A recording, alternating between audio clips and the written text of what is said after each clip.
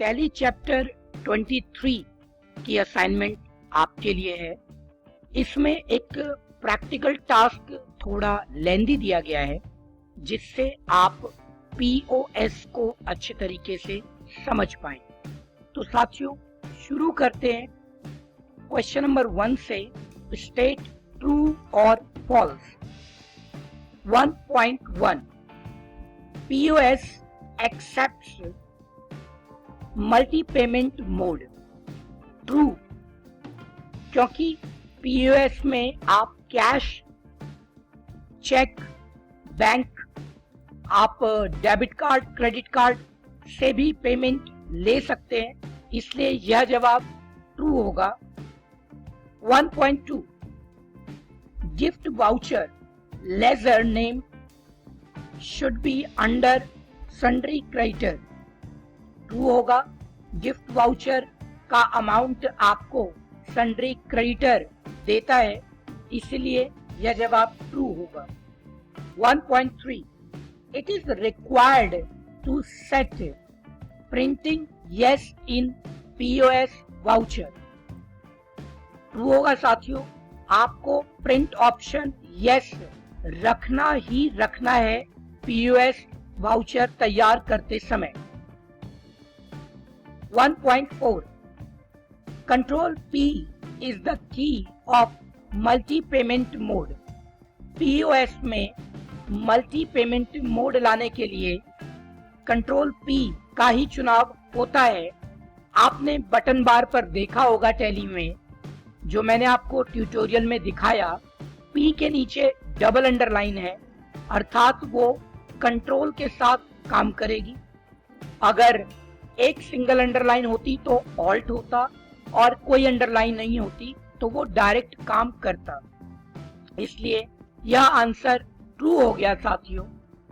1.5 साथियों 1.5 में F8 is the key to enter POS voucher entry. साथियों बिल्कुल सही जवाब है।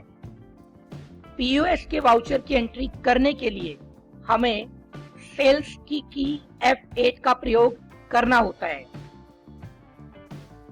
Question number 2 MCQ। First 2.1 what is the full form of POS? Option B point of sale. B का चुनाव करें आप। क्वेश्चन 2.2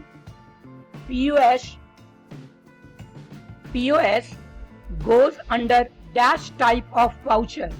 अब हम सभी जानते हैं कि यह सेल्स टाइप का वाउचर होता है आपका POS। Question 2.3 which ledger group is required for credit card payment in POS? Option B bank account. आपका बैंक कोई सा भी हो, SBI, PNB, Axis bank, HDFC, Canara, लेकिन उनका ग्रुप तो बैंक अकाउंट ही होगा, इसलिए क्रेडिट कार्ड के लिए आपको बैंक अकाउंट नाम का लेजर हेड अपने बैंक में देना होता है।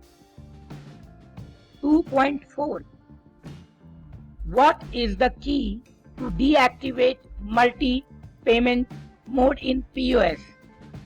साथियों जिस बटन से आपके घर का फैन स्टार्ट होता है, कमरे का फैन स्टार्ट होता है, उसी बटन से वो ऑफ होता है, ऐसे ही multi payment mode control P से ऑन होगा और कंट्रोल P से ही ऑफ होगा।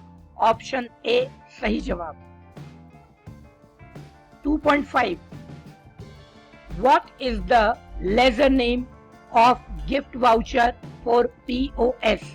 यह रिपीट क्वेश्चन है, तो आपको गिफ्ट वाउचर के लिए सन्ड्री क्रेडिटर ए ऑप्शन का चुनाव करना होता है। क्वेश्चन नंबर 3 में आपको डिटेल्ड स्टेप लिखने हैं POS वाउचर की एंट्री करने के लिए।